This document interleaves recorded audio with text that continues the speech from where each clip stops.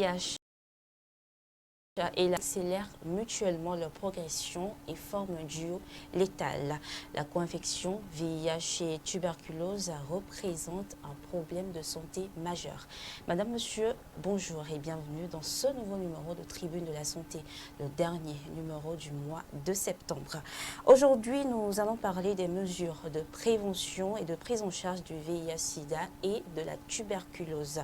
Je suis avec deux invités sur ce plateau. Il s'agit de monsieur Florent Avossé, il est point focal tuberculose à la direction préfectorale de la santé du Golfe, et madame Afoua Enyonam Kodjokwe, elle est assistante médicale à l'hôpital de Bé. Bonjour à vous, chers invités. D'abord, je vais donner la parole à la dame. Madame Afoua, bonjour à vous.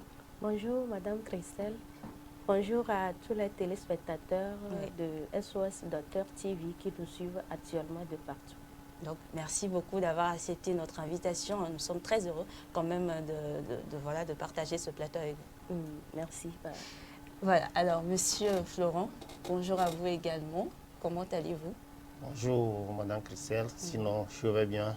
Occasion pour moi de saluer mes patients d'abord et saluer ceux qui ont l'initiative de nous inviter pour qu'on puisse partager et échanger sur la tuberculose et le VIH aujourd'hui. Voilà.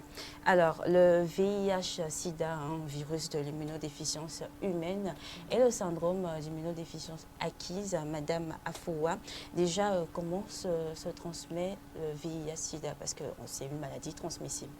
Oui. Avant d'aller aux différentes voies de transmission, j'aimerais rappeler à peu près la définition de ce qu'on appelle VIH-Sida, comme vous venez de le dire. Le VIH, c'est le virus en cause de la maladie qu'on appelle sida. Et on parle de sida quand la personne qui a le virus dans l'organisme arrive à un stade très avancé de la maladie.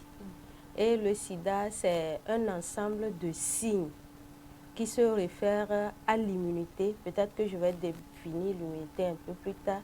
Qui se réfèrent à l'immunité, et l'organisme est incapable de se défendre contre la maladie. Et c'est quelque chose qui n'est pas héréditaire au fait, qu'on acquiert au cours de notre vie. D'accord. Donc les voies de transmission, nous avons 3 voies de transmission. Il y a la voie sexuelle, c'est-à-dire lors des rapports sexuels non protégés.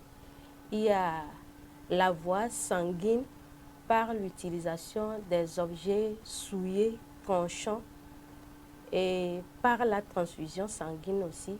Et puis la 3e voie, c'est la voie de la mère en l'enfant. Une femme qui a le virus dans son sang peut contaminer son enfant, soit au cours de la grossesse ou lors de l'accouchement ou au moment de l'allaitement. D'accord. Alors, comme on le sait, une personne vivant avec le VIH-Sida qui ne suit pas un traitement peut avoir une maladie opportuniste, dont la tuberculose.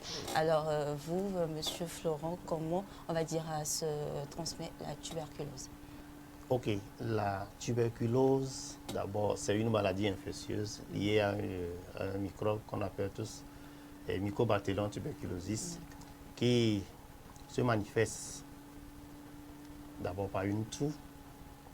Et pour avoir la tuberculose, c'est d'abord une personne qui tousse, qui a la maladie, qui a la tuberculose. C'est lui qui transmet la maladie à une autre personne. Les bactéries, les microbes de la tuberculose sont contenus dans les salives. Et quand une personne qui a la tuberculose et qui ne se protège pas, qui tousse, qui discute, qui parle, qui éternue devant une personne qui n'a pas la maladie, qui est saine, il prend ces bactéries dans les salives et qui l'inhale et qui vont s'installer dans les poumons ou bien dans n'importe quel organe de l'organisme et qui vont engendrer par la suite la tuberculose. D'accord. Alors déjà, vous avez parlé de toux.